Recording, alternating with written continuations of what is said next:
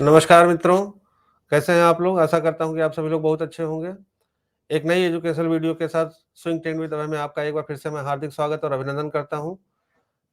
मित्रों, आज की जो मार्केट थी, वो काफ़ी जो है ब्लड बाथ थी अगर कहा जाए तो।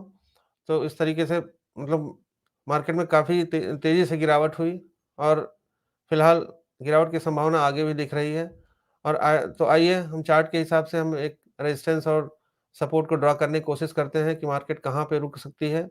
तो सबसे पहले हम निफ्टी के चार्ट की तरफ चलते हैं और निफ्टी की चार्ट की तरफ देखने का प्रयास करते हैं कि निफ्टी आखिर कहाँ आगे सपोर्ट लेगा। तो आइए,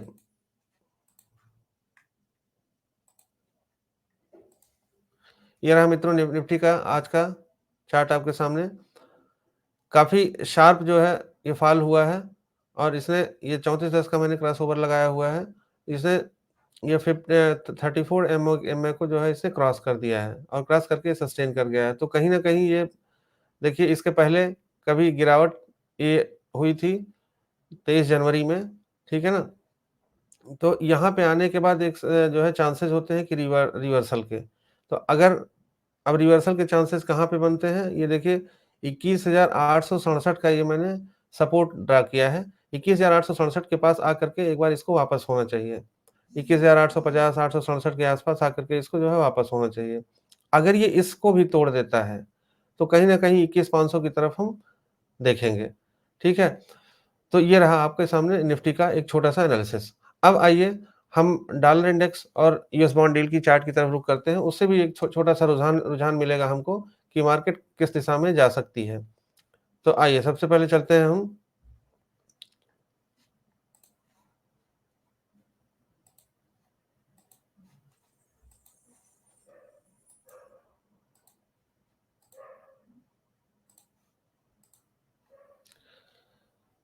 मित्रों, ये आपके सामने डॉलर इंडेक्स का चार्ट रहा, जो डॉलर इंडेक्स अभी चल रहा है, रात के 9:48 हो रहे हैं।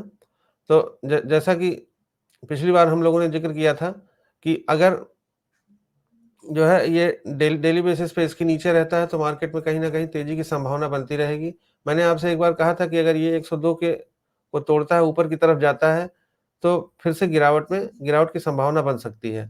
तो चूँकि ये इसी पे आकर के रुका हुआ है, तो जो काफ़ी डिलेमा का पोज़ीशन कहा जा सकता है अभी। अगर ये इसके नीचे जो 102.83 है, इसके नीचे आकर के ये सस्टेन करता है, रुकता है, तो मार्केट में थोड़ी और गिरावट की संभावना बन रही है।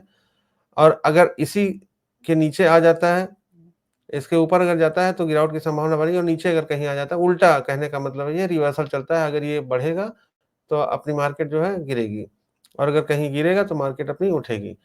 ठीक है ना? तो ये रहा। अब आइए इसी के साथ यूएस बॉन्ड यील्ड का चार्ट हम देखने की कोशिश करते हैं। यूएस बॉन्ड यील्ड के चार्ट में भी देखिए ये काफ़ी अच्छी तेज़ी हुई है पिछले 3 दिनों में, जो कि 4.19 के जो मैंने इसका सपोर्ट आपको बताया था कि अगर 4.19 के सपोर्ट को इसने तोड़ा, तो मार्केट में गिरावट की संभावना बन सकती है। या अगर यहीं से सस्टेन होकर के ये वापस आ जाता है 4 पॉइंट की तरफ, तो फिर से तेज़ी हमारी शुरू हो जाएगी। तो ये रहा। तो कहने का मतलब ये है कि गिरावट अभी कल का पोज़ीशन जो है वो हमें फाइनल करेगा कि क्या होना है, क्योंकि कल निफ्टी की एक्सपायरी है। तो हम कल ज़्यादा जज कर पाएँगे कि मार्केट को कहाँ जाना है, ठीक है? तो अब आइए इन्हीं गिरावट में, जो कि बहुत काफ़ी गिरावट हुई है, 400 पॉइंट के करीब गिरावट के आस-पास हुई है। लेकिन इसी गिरावट में कुछ ऐसे भी स्टॉक्स रहे हैं, जिन्होंने एक तेज़ी दिखाई है, ठीक है? तो उसी स्टॉक्स में से आपके लिए मैं एक स्टॉक ढूँढ करके लेके आया हूँ, जो कि इंटेलेक्ट डिज़ाइन का चार्ट है। तो आइए सबसे पहले इंटेलेक्ट डिज़ाइन के बारे में जानते हैं कि इंटेलेक्ट डिज़ाइन आखिर क क्या करती है? कब कब ये एक्जिस्टेंस में आई, ये सारी बातें हम देखते हैं। तो आइए सबसे पहले हम देखते हैं इंटेलेक्ट डिज़ाइन के बारे में कुछ जानने की कोशिश करते हैं। उसका फंडामेंटल देखते हैं क्या है ये। तो ये रहा मित्रों, ये 2011 में जो है इनकॉर्पोरेट हुई है। इंटेलेक्ट डिज़ाइन बेसिकली जो है वो फाइनेंशियल टेक्नोलॉजी को प्रोवाइड करता है ग्लोबली बैंकिंग में, इंश्योरेंस और अदर फाइनेंशियल सर्विसेज़ को। ठीक है? जो कंपनी का जो एक्जिस्टिंग पोर्टफोलियो है वो अक्रॉस द ग्लोब है। मतलब कहने का मतलब पूरे वर्ल्ड में है, जिसमें consumer banking, central banking, risk and treasury management से रिलेटेड है इनका। ठीक है? इनका जो मार्केट कैप है वो 15,468 करोड़ रुपए का है। बुक वैल्यू जो है वो ₹164 की है। स्टॉक पीई काफ़ी अच्छा है, 45.6 का है। आरओसीई और आरओई भी काफ़ी ठीक है। प्राइस टू बुक वैल्यू है 6.91। डेब्ट जो है वो काफ़ी कम है। देखिए बिल्कुल ना के बराबर 44 करोड़ रुपए का डेब्ट है, 44.7 करोड़ का। एफआईआई की होल्डिंग काफ़ी अच्छी देखिए 25.1% का है। प्रमोटर्स की होल्डिंग और अच्छी बात ये है कि पिछले जो है क्वार्टर में इन्होंने एफआईआई ने अपने शेयर को बढ़ाया है, जो कि 0.70% से है। ठीक है? तो ये रहा छोटा-सा इसका ओवरव्यू, इसका फंडामेंटल एनालिसिस। तो मिला-जुला कर के ये चार्ट काफ़ी अच्छा लग रहा है। अब आइए चार्ट की तरफ हम रुख करते हैं और ये जानने की कोशिश करते हैं कि इसकी क्या पोज़ीशन है। इस गिरावट में चार्ट ने क्या क्या किया है, हमको ऐसे ही चार्ट पे ध्यान देना है जो काफ़ी गिरावट में काफ़ी गिरे ना हों, क्योंकि इस तरीके के शार्प फॉल में बहुत से सारे ऐसे स्टॉक्स हैं जो गिरे नहीं हैं, ठीक है? उन्हीं उन्हीं में से एक स्टॉक आपका इंटेलेक्ट डिज़ाइन का है। तो अब आइए इंटेलेक्ट चार्ट के डिज़ाइन की तरफ हम रुख करते हैं। ये रहा आपके सामने इंटेलेक्ट चार्ट का, ठीक है? तो देखिए डेली चार्ट लगा हुआ है, इसने जो है 1193 के 1195 तक गया है और फिर ये गिर कर के ये कहीं न कहीं ये 1061 तो ये काफ़ी दूरी इसने तय किया ऊपर से नीचे तक दोनों। फिलहाल ये पॉज़िटिव टेरिटरी में ही जाकर के क्लोज़ दिया है। तो कहने का ये मतलब है कि ये देखिए काफ़ी दिनों से इसी रेंज में चल रहा था और इस रेंज को आज इसने तोड़ दिया है। इतने गिरावट के बावजूद इसमें उतनी गिरावट नहीं आई जितनी और स्टॉक्स में आई है। आप तमाम सारे कोई सा भी स्टॉक आप देख लीजिए जो आज गिरे हुए हैं, उसमें ये कम गिरा हुआ स्टॉक है।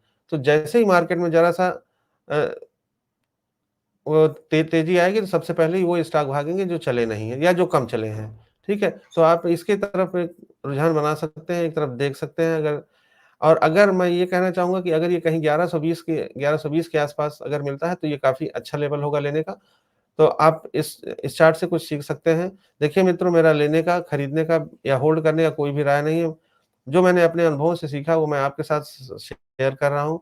और अगर आपको ये वीडियो अच्छी लग रही हो तो कृपया इसको अपने दोस्तों के साथ, अपने मित्रों के साथ सब्सक्राइब करें, शेयर करें। आपकी बहुत कृपा होगी। बहुत-बहुत धन्यवाद। नमस्कार मित्रों। नमस्कार। जय श्री राम।